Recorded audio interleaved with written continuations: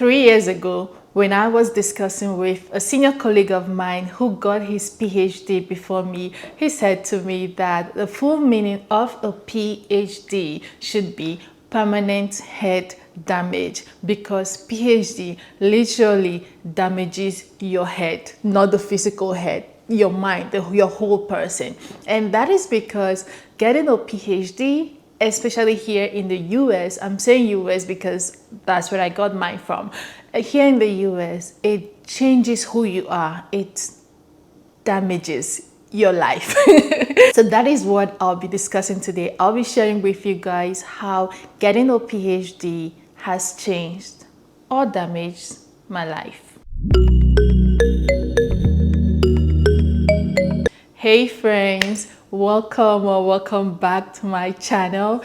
My name is Jane, or Dr. Jane, and this is officially my first video in 2025, and I just wanted to start the year by sharing with you guys how getting a PhD has changed or damaged my life. So if you've been following my journey, my PhD journey for some time, you would know that I got my PhD last year in 2024. So I think it's officially 8 months since I got my PhD and became a doctor.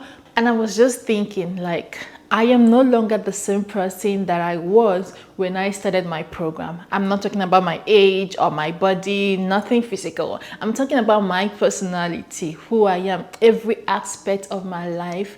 It's no longer the same. I know that, yes, you'll be like, oh, there is growth happens. No, this is not regular growth. These are things that are associated with the fact that I went through the process of getting a PhD and becoming a doctor. What I'll be doing is I'll be telling you guys the kind of person I used to be and how the process of getting a PhD changed that person. And at the end of the day, you will be the judge. You will let me know if it changed me or it damaged me. So let's get into it. I want to start with failure. Number one, a PhD taught me to accept failure. First of all, I am a very ambitious person. Not just ambitious, I'm this person, I've always been this person that I always feel like I want to do this, I know I can do this, I will do this. It's always like, I want to do this. Even when people tell me that this thing is impossible, you cannot do it, I always be like, oh, there are people in this world that have done this thing, or even if they have not done it, I know I can do it. This personality of mine is one of the things that drove me to achieving everything I've achieved in the short time that I've lived on this earth, up to the point of getting a PhD in the United States as a black girl from Nigeria in West Africa. So now the thing is, before starting a PhD, I never knew what failure meant. What I mean is that I was always among the best students. If I wasn't the best, I was among the best. From primary school, I've always been among the first, second, third. At worst, I think the worst I ever had was a fifth. I went to university back in my home country, Nigeria. Like they gave me, I think they gave me an award as the brain box, brain box, because I studied so hard. I just love to read, I love to study, and because of that, I was always among the best. I graduated I think I was like the second best student. So my point is, I just was used to passing, so I never failed. The least grade I ever got in my entire life was a C, and that C to some students was a good grade in that particular course. But then I got to a PhD and I failed. First, I did not fail a class. I know how to study and pass exam. If you guys want me to make a video on how to study, successfully study and ace your exam, I can do that. I know how to do that. I have an A in doing that. But I failed in my PhD. So I did not fail any class in my PhDs. The least grade I got was a B. I think I got 2 Bs throughout my PhD. I got 1 B and 1 B plus, but the rest were A's. Getting into the PhD, I now realized that failure is part of the process. And no one told me that. As a PhD, you will get to experience a lot of failures. It could be failure when you're doing experiments will fail. And then you will sit back and ask yourself, what did I do wrong for this experiment to fail? You do the same thing that you did yesterday, today, and it fails. And then now you're going crazy because you're asking yourself, what did I do differently? What did I? And it did not change anything. It just failed. And now you have to figure out, why did it fail? At the beginning of my PhD, when things will fail, it will mess up my mind. I will be frustrated. But then as I continue the process, I realized, oh, that's how it works. You have to learn to accept it. The failure could come in the form of you submitting a paper or like an abstract for a conference and it gets rejected. It could be you giving a presentation and not coming out well. It could be anything. It could be you applying for a grant and you're not successful. It could be you applying for a fellowship and failing. I remember the first time I started my experiment, my research experiment, that was in my second year of my PhD. And then I kept something running, like I had a sample, I kept it running, supposed to run overnight, and I did everything right. And then I came in the next morning, my sample just scattered. It splashed everywhere. It thankfully was in a hood. If you're used to a scientific lab, you know what a hood is. It was inside a hood. It just scattered everywhere. I stood there that morning and I wanted to cry because I know I did everything right. And it wasn't even like a complicated experiment. It was a very simple setup. So there was no reason that I could see at that moment for it to splash. I felt so bad. I had to go to my advisor. I told her, look at what happened, my experiment, my sample. He was like, oh, don't beat yourself up about it. It's part of the process. That statement is part of the process. I still think about that till date whenever I have anything that doesn't work out. A PhD just teaches you that failure is part of the process. But the good thing is that you always learn from every failure. Say, for instance, you submit a paper and it gets rejected. That is a failure. But then you will learn that that paper was not rejected because it's completely trash. It was rejected probably because there's one thing or two things that you need to fix. And then when you take the reviewer's response and you go back and you refine the paper, it will get accepted. From every failed experiment, you can learn something. A failed experiment could actually be what you need to get the breakthrough that you're looking for. So yeah, a PhD teaches you to just accept failure. And that was a huge adjustment for me based on my background because I just was not used to failing. Another way that a PhD changed my life is insomnia. I could not sleep. Like, sleep traveled away from me. And as a Christian, I will be praying to God, God, the Bible says that you give it your beloved sleep. Please give me sleep. I know God loved me and He has given me sleep. But PhD stole this sleep and ran away. And they started like, I think in my second to fourth year or something like that, I just could not fall asleep. And now I couldn't fall asleep, not because I did not have time. Of course, I was always busy, but of course I still have my night time to sleep if I wanted to sleep. But I couldn't sleep because my mind was never at rest. My mind needed to be at rest and calm down for the body to also shut down. But my mind was never at rest. It's either I'm thinking about a failed experiment, how to get it to work. I'm thinking about how to how to solve the scientific problem that's been disturbing my life. I'm thinking about how to fix an equipment that broke down or just stopped working, or how to calibrate the equipment. Or I'm thinking about the deadline I have for the abstract I need to submit. I'm thinking about the presentation that I need to prepare and give in the next few days or next week. There was just always something. There was never a time you're like, oh, I'm free, I'm done. No, there was always something. So my mind was always everywhere. So I can just be like talking to myself, trying to process the things in my mind. Also, because of all of this, I just could never fall asleep. Like, I would come back at night, I would lay on my bed, sleep would not come. Sometimes I would cry, begging for sleep. I would cry, begging for sleep to come. It got to a point I started taking chamomile tea, I started taking sleeping gummies, and I started using raindrop sound. Thank God for my Alexa. She has been with me.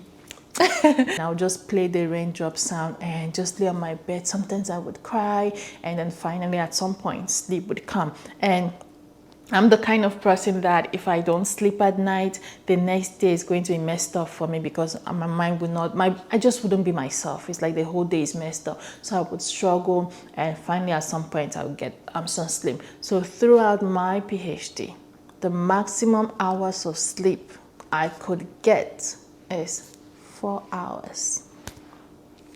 4 hours. And you know, they say as an adult, you should be getting at least 8 hours of sleep. 4 hours, even with my whole sleeping gummies and chamomile tea. 4 hours of sleep. And the thing is that even now that I'm done with the PhD and it's been 8 months, I am still like, I still struggled at the beginning. Like when I finished a couple of months, it was still hard, but now it's getting better. Let me tell you guys something. I took a break and traveled for the Christmas break. I was sleeping like a pregnant woman. If I did not know myself, I would say, maybe she's pregnant too. It's okay. Guys, I was sleeping so much that one day I woke up in the morning, did whatever I wanted to do. I went to the gym and did some stuff, and then I ate. Around, I think almost 11 a.m. I slept off. Like, that has never been me, because where do I even have time around 11 a.m. to place my head somewhere and not take off sleep? And then after sleeping around 11 a.m. in the morning, I will still sleep early, like maybe 8, 9, 10 or whatever. I'll just fall asleep. And now, like this week, I've just been sleeping. The other day I woke up, I checked my times, like, oh shit, if I don't hurry, I'm going to go late to work. I've not like fully recovered, but I'm recovering. That's how a PhD changed my cycle or damaged my cycle. Getting a PhD has changed my career path. I know this one will make some people mad. Yeah. But that's the fact. Getting a PhD has made me change my career path. So the sole reason why I got a PhD, or why I decided to get a PhD, is because I wanted to become a professor. I know that I'm a good teacher. I know that. And because of that, I've always wanted to be a professor. So I said, what I'm going to do is I'm going to get my undergraduate degree in Nigeria, and then I'll come over to the US, do my master's, do my PhD, and then become a doctor, and then become a professor, so that I'll be able to combine the experiences I gain as a college student in Nigeria, and then as a graduate student in the US, and just be an amazing professor. But then when I started a PhD, the whole process made me that it got to a point where I was like, I don't know what I want to do with my life anymore. I'll wake up today, I'll be like, yes, I want to become a professor. Come on, Professor Jane. And I'll wake up to him, I'm like, I'm not doing this thing. When one thing show me shaky, I'm like, this is not me. So it got to a point in my PhD that I became really confused. And that's another thing that your PhD did to me, because I am never confused. That's the thing. I always know what I want. I've always known, like, that's just my personality. I've always just known what I want and what I don't want, and I always chase after what I want. Like, I always have a plan. Like, I have my life planned out. For instance, the fact that I am a doctor and I got a PhD is a plan I've had right from when I was in secondary school. No one gave me this plan. I come from a family where my dad, my mom, my siblings, none of them have a PhD, but it's a plan that I had for my life, and I followed it through. And today I am Dr. Jane. So same way, I've had the plan that I was gonna become a professor.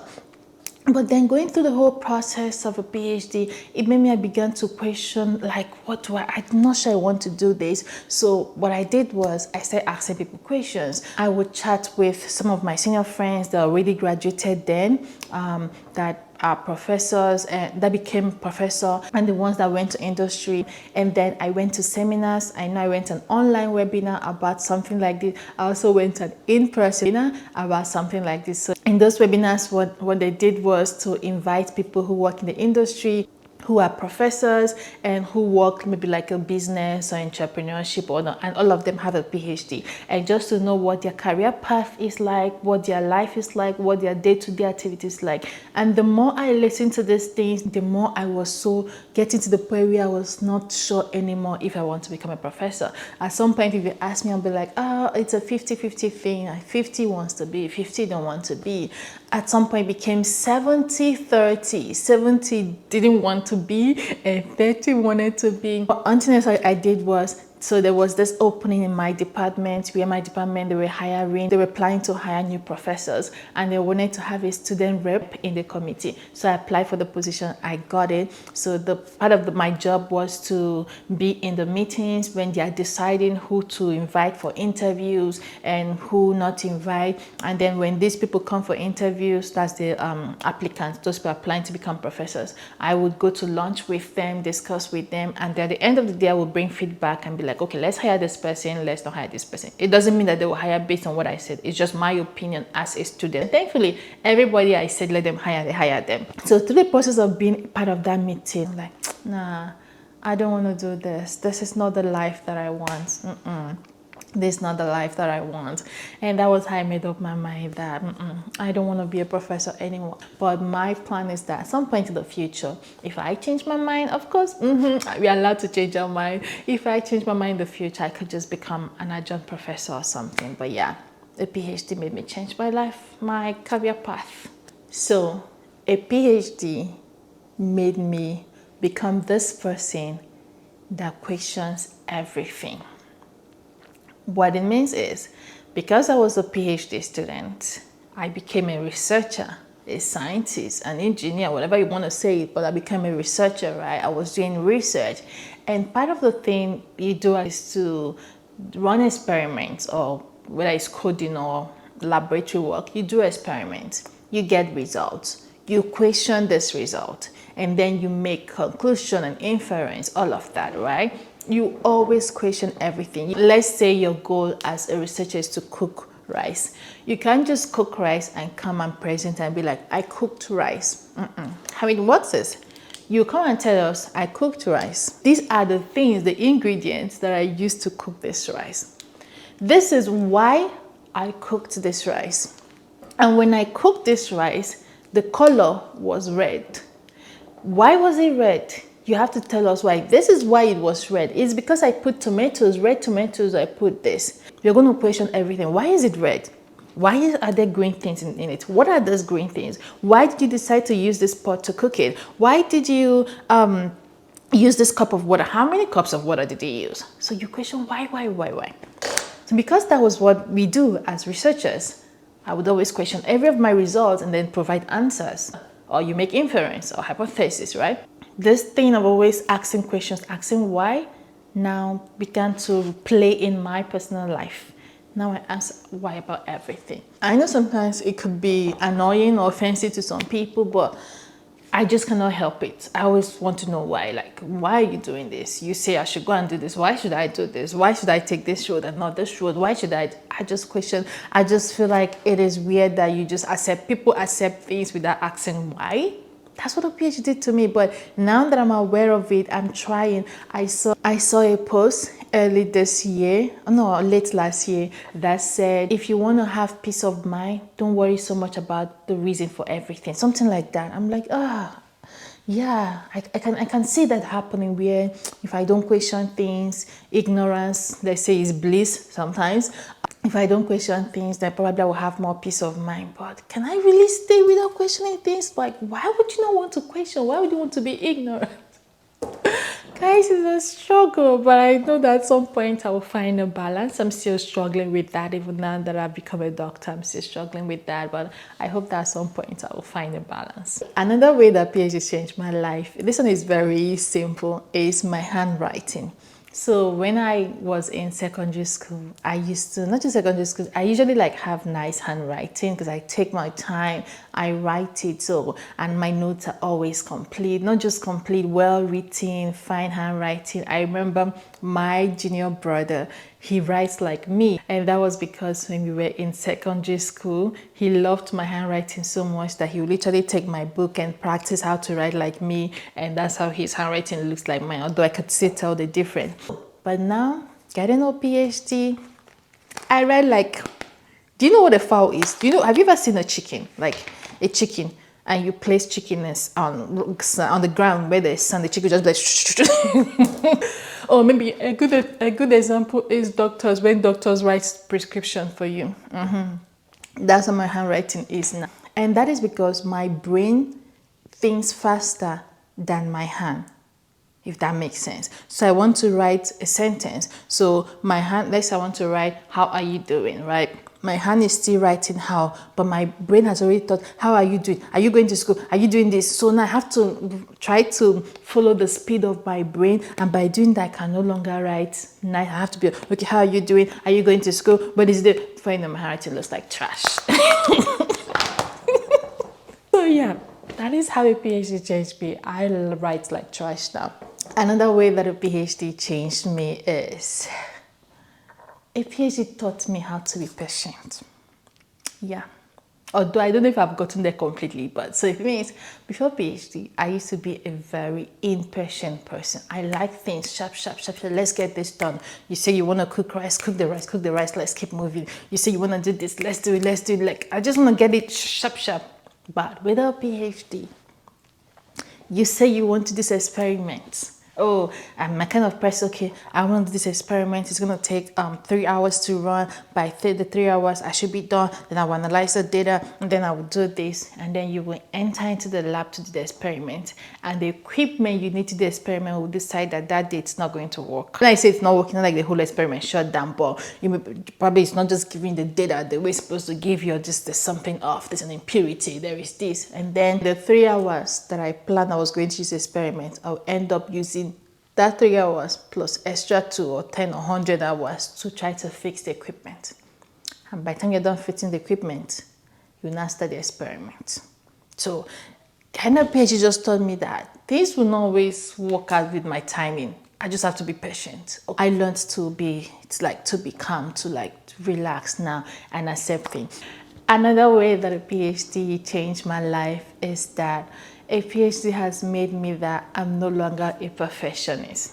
So before PhD, I used to be a perfectionist. Like, it has to be this way. If you can't just do things anyhow. Not like I do things anyhow now, but I'm getting there. Just follow me. Before PhD, I was a perfectionist. Everything has to be perfect. If I think and if I visualize it this way, it just has to be that way. So when I started my PhD and then started doing research, I realized that, okay, I want this thing to be this way. But the results or the equipment will say, no, I'm not doing it. You're planning your own. I'm doing my own. I will not. So it just made me, I had to start learning that things will not always be perfect. Things will not always work out the way I want it to. Things will not always work out the way I plan it. I can have this really nice research plan, experiment plan, do everything really nice, and then the equipment will be like, no, I'm not doing that today. I need to tone down my expectations of things, knowing that things will not always go the way I plan it. Because I used to be very meticulous. I plan things and it always turns out that way. But with PhD, I had to learn that. And I can't always be perfect, no matter how good I am, or no matter how much effort and resource I put, it can't always be perfect.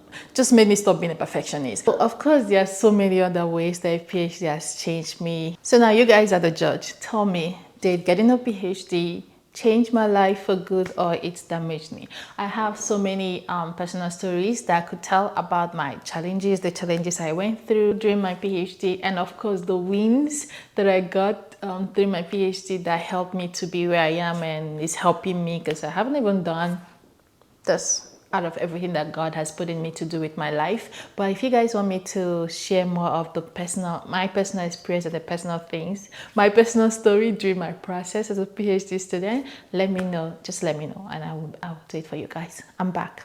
2025, I'm back. So thank you so much for watching. Let me know what you think. If you're a student, if you're a PhD student, or you're experiencing, or you've experienced some of the things that I said, let me know too.